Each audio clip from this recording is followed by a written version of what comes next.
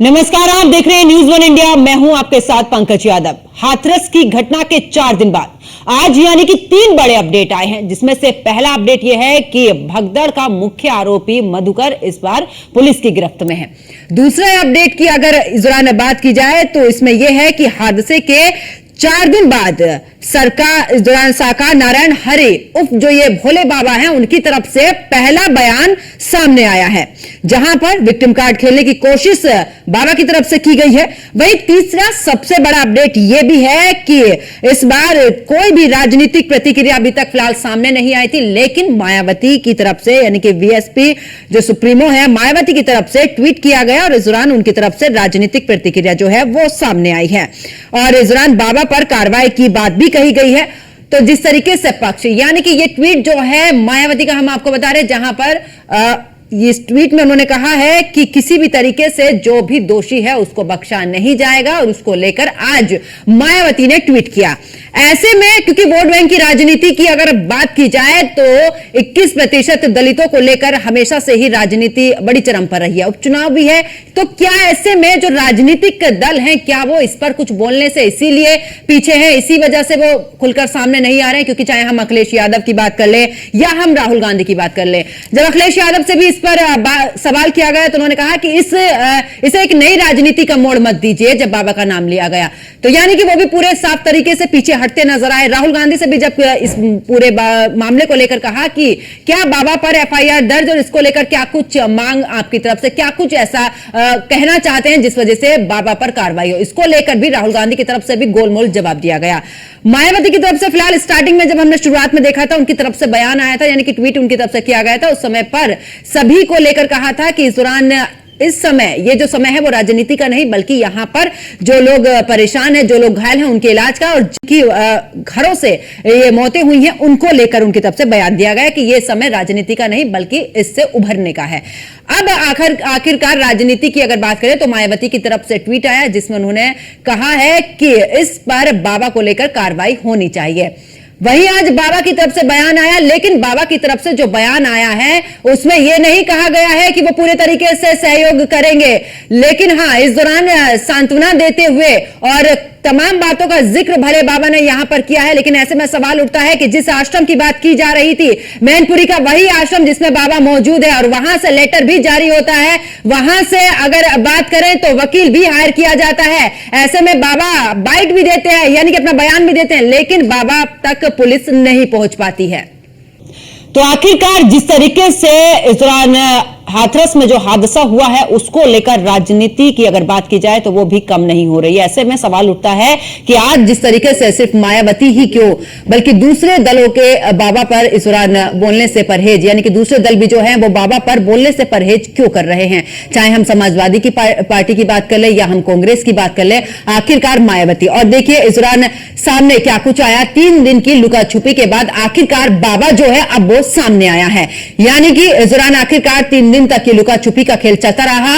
हाथरस घटना पर दुख जता दिया है, एक छोटा सा बयान दे दिया है, उपद्रवियों पर ठीकरा पूरे तरीके से फोड़ दिया है बाबा ने कि वहां पर उपद्रवी जो थे वो पहुंचे थे, उसी वजह से ये हादसा हुआ है। लिखा लिखाया बयान पढ़कर आखिरकार बाबा ने यहां पर क्या कुछ करने की या कुछ कहने की कोशिश यहां पर की है, अपनी जिम्मेदारियों से पल्ला बाबा ने झाड़ दिया है। मात्र 1 मिनट आप बोल गए हैं उस पर पूरे तरीके से पल्ला झाड़ दिया। आखिरकार उसी मैनपुरी के आश्रम में ही मौजूद है बाबा नारायण, जिसको लेकर लगातार खबरें सामने आ रही थी। सबसे बड़ा सवाल अब जब आश्रम में मौजूद है बाबा तो पूछताछ क्यों नहीं की गई है, अब तक क्यों नहीं नारायण हरि से पूछताछ इस दौरान पुलिस ने की है और लगातार पुलिस के जो अधिकारी वो भी आश्रम पहुंचे हैं, वहां पर जो उनके सेवादार हैं उनसे पूछताछ की गई है। तो क्या सिर्फ पछतावे से ही 122 जो जिंदगियां गई हैं क्या वो वापस आ सकती है? ऐसे तमाम सवाल खड़े होते हैं और आज जिस तरीके से बाबा का बयान सामने आया है उसको लेकर प्रशासन पर भी सवाल खड़े होते हैं कि आखिरकार जिसको लेकर तमाम बातों का जिक्र प्रशासन कर रहा था। और वही न्यूज वन इंडिया भी सवाल पूछता है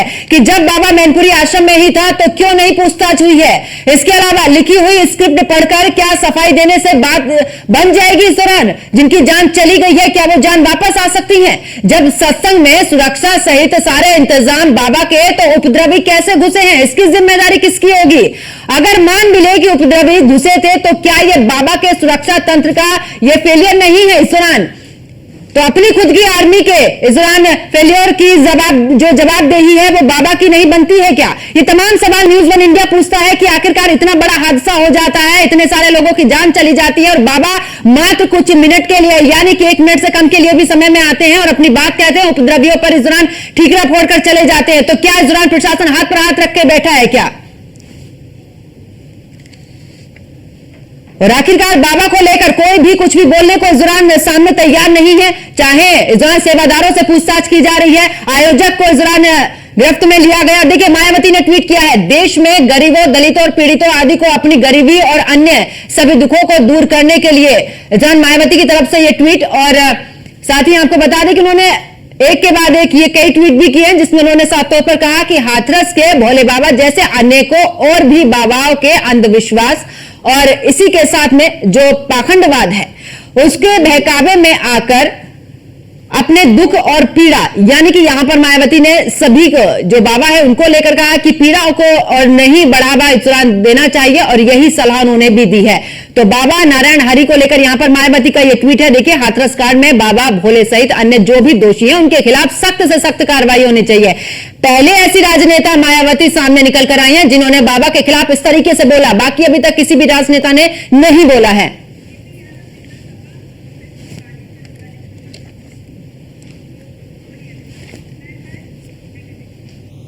तो जिस तरीके से बाबा को लेकर यहां पर मायावती की तरफ से ये ट्वीट आया है, केवल मायावती ही ऐसी रही हैं जिन्होंने अभी तक बाबा को लेकर खुलकर बोला। इसी पर चर्चा के लिए मेरे साथ में मेहमान जुड़े, उनका परिचय आपसे करा देती हूं। समाजवादी पार्टी से हमारे साथ में डीपी यादव और दलित समाज से प्रोफेसर कालीचरण हमारे साथ में जुड़ चुके हैं।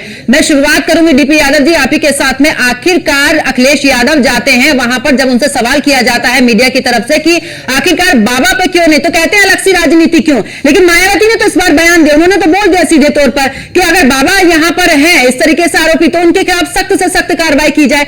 आखिरकार अखिलेश यादव या राहुल गांधी जाते हैं, क्यों नहीं बाबा को लेकर बोलते हैं? जी पंकज जी नमस्कार, जय संविधान जय लोकतंत्र। देखिए पंकज जी, जो हाथरस में घटना घटित हुई है वो बहुत ही दुखद और दुर्भाग्यपूर्ण घटना है। ये घटना चिंताजनक भी है। चिंताजनक इस लिहाज से ये कोई प्राकृतिक घटना नहीं थी, ये कोई आपदा नहीं थी, ये एक सत्संग हो रहा था जिसमें भगदड़ मची और सैकड़ों लोगों की जान चली गई। तो इसमें कहीं ना कहीं जो है एक उच्च स्तरीय जांच करा करके सरकार को जो भी प्रत्यक्ष या अप्रत्यक्ष रूप से दोषी है उनको कड़ी से कड़ी सजा देनी चाहिए। जो कहीं ना कहीं अपनी जान गंवाए हैं, जो घायल हुए हैं, उनको सरकार उचित मुआवजा दे, अधिक से अधिक मुआवजा दे, क्योंकि इसमें जो है ज्यादातर जो है वो निम्न वर्गीय लोग थे। तो कहीं ना कहीं जब वो गए तो वहां पर किसी उम्मीद में गए थे, वहां पर सत्संग में शामिल होने गए थे। तो हम तो पहले दिन से कह रहे हैं, इस पर डिबेट हुई शुरू से ही आपके न्यूज़ वन इंडिया पर।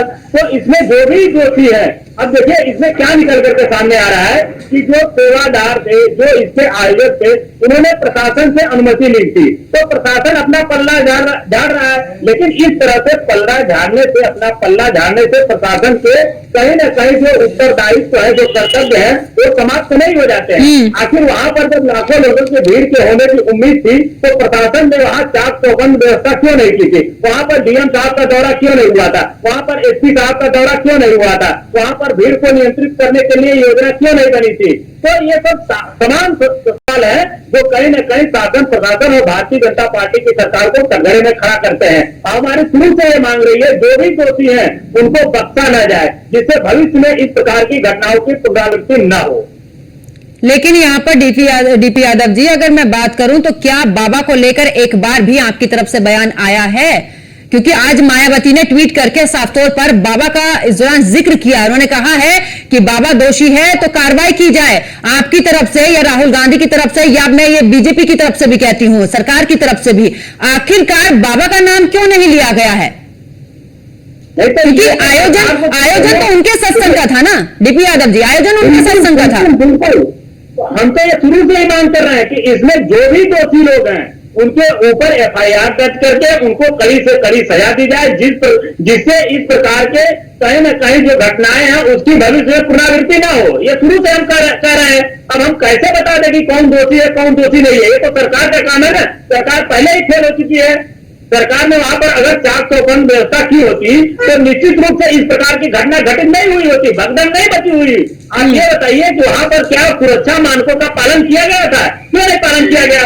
ये सरकार के ऊपर सरासर प्रतिचिन्ह है पंकज जी। ठीक है, जवाब ले लेते डीपी यादव जवाब ले लेते। हमारे साथ में बीजेपी से भी हमारे साथ में जुड़ चुके हैं, कुमार जयपेंद्र सिंह हमारे साथ में जुड़ चुके हैं। आखिरकार इतना बड़ा आयोजन होता है लेकिन कोई भी सुध नहीं रहती है। प्रशासन की 40 पुलिसकर्मी लगा दिए जाते हैं, 2.5 लाख लोग वहां पर पहुंचते हैं। 2022 में भी इस तरीके का हादसा हुआ था जहां पर यानी कि 50 लोगों की परमिशन में 50,000 लोग पहुंच जाते हैं। इस बार 80,000 की परमिशन में 2.5 लाख लोग पहुंच जाते हैं। प्रशासन इस दौरान क्या कुछ करता रहा है, क्योंकि सवाल सरकार पर भी उठता है और अभी जिस तरीके से डीपी यादव भी यहाँ पर सवाल उठाते हैं, जवाब दीजिए जरा। देखिए, ये पहले दिन की डिबेट में ही ये साफ हो गया था कि भारतीय जनता पार्टी का रुख सख्त है। बाबा के खिलाफ एफआईआर हो गई है, जांच के दायरे में बाबा आ गए हैं। आयोजकों ने जो एप्लीकेशन दी, आयोजकों ने जो अपनी तरफ से व्यवस्था बताई, उसमें चूक हुई है। शासन प्रशासन पूरी तरह से मुस्तैद था। अब भारतीय जनता पार्टी तो बाबा के खिलाफ कार्रवाई कर रही है। बाबा अब वहां सवाल ये नहीं है, सवाल ये है कि जो ये पाखंड की वजह से, अंधविश्वास की वजह से जो जनता को, निर्दोष जनता को काल के गाल में जो समा जाती है, उसके खिलाफ भारतीय जनता पार्टी तो बोल रही है, लेकिन ये अन्य दल और ये नेता क्यों नहीं बोल रहे हैं? इन्हें बाबा से ऐसी कौन सी लगाव है, क्या मोहब्बत है, क्या इनका स्वाद है? जयपेंद्र जी सुनिए, नहीं जयपेंद्र जी आपने सवाल उठाया था, मैं भी सवाल कर लेती हूँ जरा। आज कितने दिन इस हादसे को हो चुके हैं? आज कितने दिन इस हादसे को हो चुके हैं? नहीं, आज कितने दिन इस हादसे को हो चुके हैं? उसी आश्रम की बात कर रहे हैं ना, जिस आश्रम को लेकर लगातार खबरें भी आ रही थी कि बाबा इसी आश्रम में है। उसी आश्रम में और जो अधिकारी थे वो भी गए थे, जो सेवादारों से बात कर रहे थे, उनसे पूछताछ कर रहे थे। बाबा लेटर जारी कर देते हैं इस दौरान, बाबा वकील हायर कर देते हैं इस दौरान, लेकिन बाबा तक नहीं पहुंचा जाता है। बाबा मीडिया में आकर बाइट दे देते हैं इस दौरान, अपना बयान दे देते हैं, लेकिन बाबा तक नहीं। आखिरकार पूछताछ क्यों नहीं बाबा से हुई है जब बाबा 4 दिन तक उसी आश्रम में मौजूद है? क्या इस चीज का पता नहीं था? फिर अधिकारी वहां पर जाकर किसके लिए वहां पर जा रहे थे? बाहर पुलिस का पहरा रहता है लेकिन अंदर जाकर पूछताछ नहीं होती है, यह भी तो जवाबदेही है ना। देखिए, सवाल अंदर जाके पूछताछ करने का नहीं है। सवाल यह है कि बाबा अगर निर्दोष होता, बाबा की वीडियो सामने आ गई है, जैसे ही भगदड़ मची वहां से काफिला रवाना हो गया, तो कहीं ना कहीं बाबा ने भी अपनी जिम्मेवारी का निर्वाह नहीं करा, अपने कर्तव्यों का निर्वाह नहीं करा। अगर धार्मिक प्रवचनों की बात की जाए या धर्म की बात की जाए तो वहां जहां अंधविश्वास और आडंबर होता है वहां ऐसी घटना होना लाजमी है। क्षेत्र की जनता आज जिस तरह से बाबा को कोस रही है या बाबा क्या पाखंड के खिलाफ आके खड़ी हुई है, तो ये एक निश्चित तौर पर ये जागरूकता जनता में आई है। लेकिन देखिए जयपेंद्र जी, मेरा सीधा सवाल, नहीं जयपेंद्र जी, ये जो आप मुझे बात बता रहे हैं ना, ये सबको पता है वहां पर क्या हुआ था। बात ये है कि आज बाबा का बयान सामने आता, अपनी मर्जी से वो बयान देता है, लेकिन यहाँ पर क्या सरकार की तरफ से जो अधिकारी वहां जा रहे थे पूछताछ के लिए, क्या कोई इस दौरान कुछ भी जिम्मेदारी नहीं थी बाबा से पूछने के लिए? उसी आश्रम में बाबा मौजूद है, उसी आश्रम में सेवादार भी कह रहे हैं, तो क्या बाबा तक नहीं इस दौरान पहुंच पा रहे थे? बाबा की मर्जी हुई लेटर जारी करा, बाबा की मर्जी हुई इस दौरान वकील हायर किया, बाबा की मर्जी हुई तो बयान सामने आ गया। ये जिम्मेदारी से पल्ला झाड़ने वाली बात है। जयपेंद्र जी, मैं वापस लौटूंगी, प्रोफेसर कालीचरण भी हमारे साथ में जुड़े हुए हैं। कालीचरण जी, इस दौरान अगर मैं बात करूं, क्योंकि दलितों को लेकर विक्टिम कार्ड हमेशा से खेला जाता है, और इस बार की अगर मैं बात करूं, मायावती खुलकर इस बार सामने आई है, किसी भी राजनीतिक पार्टी की तरफ से कोई बयान नहीं आया। चाहे बीजेपी की बात कर लो, समाजवादी पार्टी की बात कर लो या फिर कांग्रेस की बात कर लो, तीनों पार्टियों की तरफ से बाबा को लेकर नहीं, समर्थकों को लेकर, जो भी दोषी है उसको लेकर पूरे तरीके से बोला गया। लेकिन मायावती की तरफ से ये जो बयान आया, क्या लगता है, क्या इस मामले पर भी राजनीति चरम पर है? क्या राजनेता बाबा के खिलाफ बोलने से क्यों डर रहे? कहीं वो वोट बैंक जो छिटक कर कहीं दूसरी साइड न चला जाए, क्या इस बात का डर सता रहा है क्या? देखिए, अभी हमने दोनों साथियों को सुना है। बात यह है कि भारत को आजाद हुए इतना लंबा समय हो गया है, अमृत काल चल रहा है, लेकिन हम अंधविश्वास और पाखंड से नहीं उबर पाए हैं। हमारे भारतीय संविधान के प्रियम्बल में साफ तौर पर है कि सत्ता की जिम्मेदारी है, सरकार की जिम्मेदारी है कि हमारे नागरिकों में जो तैयारी उनके मन की करें, उनको साइंटिफिक टेम्परामेंट माने वैज्ञानिक सोच से संपन्न करें। क्या सरकार ऐसा कर पाई है? मैंने ये गरीब गुरबा जो लोग हैं, ये बाबाओं के आश्रम में क्यों जाते हैं? कि उनको प्रलोभन देता कि तुम्हारी गरीबी दूर होगी, तुम्हारा इलाज के लिए अस्पताल नहीं जाना पड़ेगा, हम ठीक करेंगे। सरकारों ने यदि इलाज की अच्छी उत्तम व्यवस्था की होती, अच्छे हॉस्पिटल होते और गरीब जनता के लिए वो आसान उनका वहां पर इलाज तरीके से होता, तो वो क्यों वहां जाते? कोई सिर दर्द को लेके जा रहा, कोई किसी को लेके जा रहा। देखिए, असल में बाबाओं के पाखंड चरम पर हैं। देखिए, आपको पता होगा कि महाराष्ट्र और कर्नाटक में बाकायदा कानून बना हुआ है कि वहां इस तरह के पाखंड पूर्ण जो आयोजन है बाबाओं के द्वारा, वो निषिद्ध है, वहां नहीं हो सकते हैं। मैं तो भारत सरकार से मांग करूंगा कि भारत सरकार को एक एक्ट पास करना चाहिए, इसमें ये हो कि जो भी पाखंड फैला, क्योंकि बाबाओं का जो साम्राज्य है वो पाखंड पर ही आश्रित होता है और उनको नेताओं का और धनपतियों का, तमाम लोगों का समर्थन प्राप्त होता है। अब देखिए, मैंने इस आश्रम को दिखाया, और भी बाबाओं के आश्रम पूरे देश में फैले हुए हैं। किस किस तरह से जाकर के उसमें साम्राज्य उनका फैला, किस तरह से नेता लोग वहां जाते हैं, खुद उसमें शिरकत करते हैं। तो साइंटिफिक टेम्परामेंट का अभाव है बिल्कुल। एक इस बाबा पर तो कार्रवाई होनी ही चाहिए, लेकिन जितने बाबा और जो पाखंड, क्योंकि तमाम जगह पाखंड फैल रहा है। मैं तो कहूंगा कि हमारे राजनीतिक जो नेता है वो भी बाबा के रूप में होते हैं। वो कहते हैं गरीबी मिटा देंगे, हम आपका दुख दूर कर देंगे। चुनाव में क्या होता है, बाबाओं के रोल में हमारे नेता भी आ जाते हैं। लेकिन अच्छी बात है कि भारतीय संविधान राजनीतिक बाबाओं को 5 साल में अलग भी कर सकते हैं, लेकिन जो पाखंडी बाबा हैं, जो धर्म के आड़ लेकर के काम करते हैं, इनको हटाना मुश्किल है। और सारे राजनेता इनसे किसी न किसी रूप में जुड़े हैं। कालीचरण जी, आपने बोला है कि बाबाओं को हटाना मुश्किल है, ये किस ओर इशारा है? कि आखिरकार किस वजह से मुश्किल है? क्या ये जो अभी आपने बोला कि बाबाओं को हटाना मुश्किल है, आखिरकार वजह क्या है इसके पीछे की? भाई, अभी वजह साफ दिख रही है। कोई ना कोई तमाम नेता, जैसे देखिए आसाराम बापू जेल में हैं, बड़े बड़े नेताओं के कनेक्शन के साथ फोटोग्राफ मिलते हैं। तो कोई ना, क्योंकि जब तक कोई किसी बड़े नेता का, किसी दल का समर्थन प्राप्त नहीं होगा, ये तो समानांतर सरकार चलती है। बिल्कुल, यानी कि अपने राजनीतिक फायदे के लिए बाबाओं को ये इस तरीके का संरक्षण दिया जा रहा है। कालीचरण जी यही कह रहे हैं ना, राम रहीम को बार बार वहां पर जेल से मुक्त किया जा रहा है। ठीक, वो तो वहां और कुछ नहीं होगा, चुनाव के मौके पर उनको रिहा किया गया। हाँ। मैं कहता हूं तो क्या कालीचरण जी, तो क्या अब जो ये खंगाल हो, इनकी संपत्ति का जांच करके जो भी इनसे जुड़े हुए हैं उनको भी जेल में डाला जाए। ठीक है, अब जो ये अब इस पर जो बाबा के बयान नहीं आ रहे हैं किसी भी पार्टी की तरफ से, अब सिर्फ बीएसपी की तरफ से जो सुप्रीमो मायावती हैं उन्होंने ही बोला है, तो क्या इसका भी राजनीति से पूरा जुड़ा हुआ कि आखिरकार आप राजनीति की वजह से यहां पर बाबा के खिलाफ नहीं बोल पा रहे, क्या ये भी सही है? देखिए, मैं तो मतलब मुझे अच्छा लगा कि बीएसपी सुप्रीमो का ये बयान जो आया है वो साफ तौर पे बता रहा है कि वो कह रही है कि पाखंडों से मुक्त करना है, बाबा साहब के अनुयायी बनना है और जाकर के ऐसे दलों से जुड़ना है जो पाखंड में विश्वास नहीं करते हैं। सबसे बड़ी बात यह है कि बहन मायावती जिस जाति से हैं उसी जाति वही जाति बाबा की बताई जा रही है। लेकिन फिर भी बहन जी ने साहस करके कहा है कि इसको ढोंगी पर उसको कार्रवाई कीजिए। लेकिन मुझे हैरत है कि तमाम और नेता इस तरह की बयानबाजी नहीं कर रहे हैं। मजे की बात है कि प्रशासन का एक छोटा सा अधिकारी भी निलंबित नहीं किया गया। ठीक है, बिल्कुल, छोटे से किसी भी अधिकारी को निलंबन नहीं किया गया है। ये बड़े हैरत की बात है। निलंबन तो तुरंत ही होना चाहिए। जवाब लेते कालीचरण जी, हादसा हुआ है। यदि इसमें कुछ एलीट क्लास के लोग यदि हताहत हुए होते तो निश्चय मानिए बहुत बड़ी कार्रवाई हो चुकी होती। लेकिन सारे गरीब गुरबा हैं, इसमें सारे मतलब दलित वर्ग के लोग हैं, तो कोई सुनने वाला नहीं, उनकी जान की कोई कीमत नहीं।